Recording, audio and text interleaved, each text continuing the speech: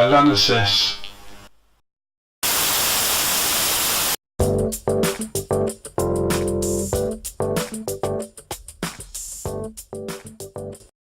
Today on Analysis I will show you 5 paradoxes that will blow your mind. Number 1 is the grandfather paradox.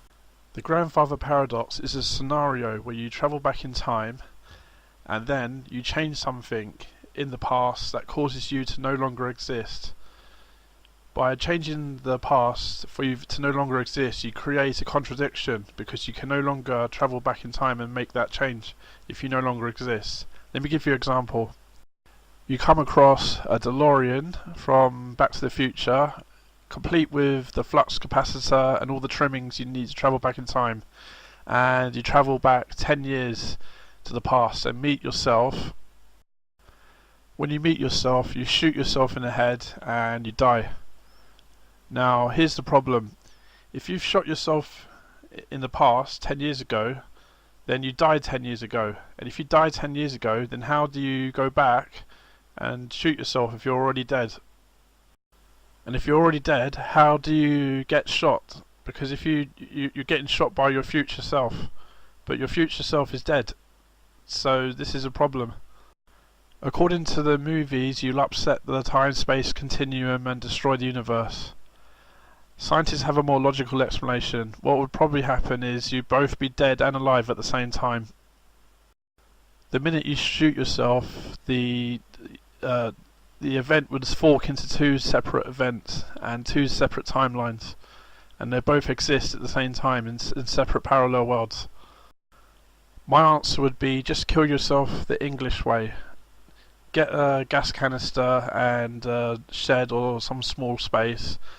Make it airtight, open the nitrogen gas canister, give yourself hypoxia while you're reading your favourite magazine and having a nice cup of tea.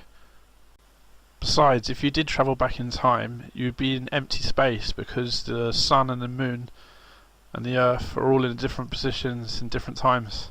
So where you are now, 30 years ago, 10 years ago, is probably in an empty space. Number 2 is the origin of life paradox, or life origin paradox. If you watched my previous videos, you would think that I was an atheist or that I believe in evolution or something like that, but this isn't true. I am convinced that life was deliberately started by a sentient being, by a supreme being that is not bound by the constraints of time. And the reason I believe that is because the very first life form to live on the earth is far too complicated to have formed by accident, even the very simplest of them. This is where the paradox comes in. If you do believe in evolution, then how does the very first life form start? Because even the first life form is far too complicated. Let me explain what I mean now. I'll show you. This is a cell.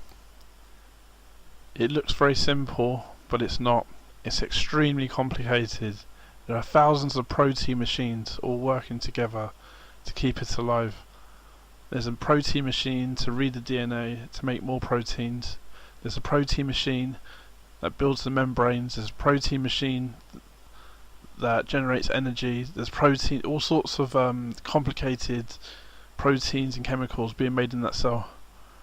And the formula for making it is very precise. It couldn't have formed by accident. There has to be a mind behind it. It has to be deliberate, in my opinion.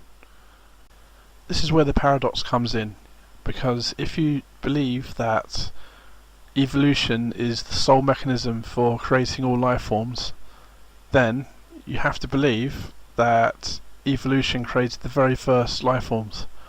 But the very first life forms are far too complicated to be made by accident. They're like machines. If you saw machines, no matter how simple they are, lying around, if you saw them lying around, you'd be convinced that they were made by a person, that they were deliberately there, purposefully, and planned there as a deliberate action by a mind, by a sentient person. The simplest life form is far more complicated than any machine we make.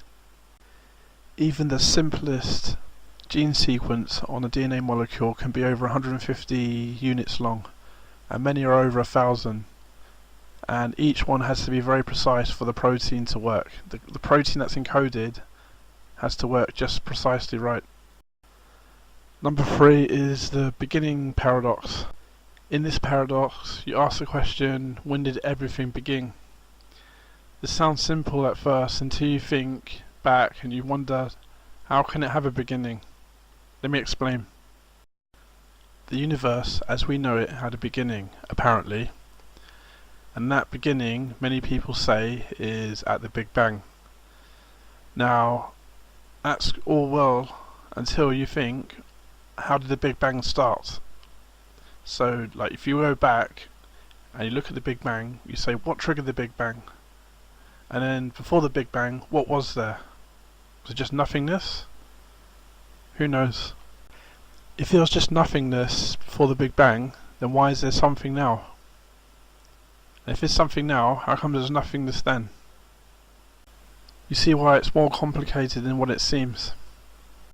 If there was another universe before the Big Bang, how would you prove that it ever existed if there's no evidence of it ever being there?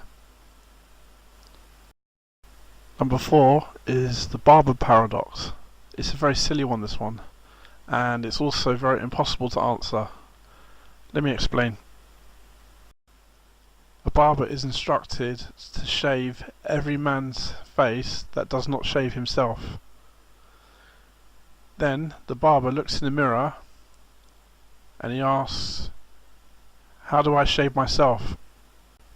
The barber's not allowed to have a shave from anyone else as well. He has to follow that rule also. How does the barber get a shave? Because if he shaves himself, then he's disobeying the rules, because he's shaving a man that shaves himself by shaving himself.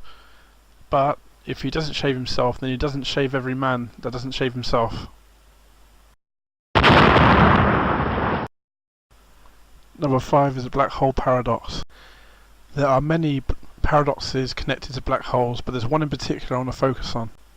What does a black hole look like? And is it even a hole? A black hole is an object in space that has extreme gravity because it's so large it has crushed itself and focused its gravity in a small area. The black hole itself cannot be seen because it is surrounded by an area of space where the gravity is so strong that even light cannot escape. If you could see a black hole, what would it look like? Would it even be round? Would it be square shaped? Would it have hairs on it? Who knows? You could send a probe in there and to send a signal back, but then there'd be a problem. The gravity is so strong even the radio signal wouldn't be able to get out. So you'd never be able to receive what the image is. Also, the probe itself would be crushed before it can send a reading out.